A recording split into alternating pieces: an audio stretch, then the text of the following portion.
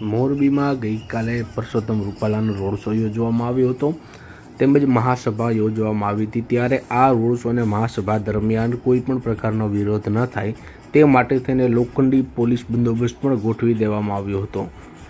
આ road show છે તે મોરબીના ભક્તિનગર સર્કલથી શરૂ થઈને લીલાપર ચોકડી લીલાપર રોડ તરફ જતો હતો। તે દરમિયાન મોરબીના ઉમિયા સર્કલ નજીક બે યુવકોએ પરસોત્તમ રૂપાલાને કાળું કપડું બતાવીને વિરોધ દર્શાવ્યો હતો। જો કે ત્યાં હાજર પોલીસ સ્ટાફે તુરંત આ બંને યુવકોને ઝડપી પાડ્યા હતા।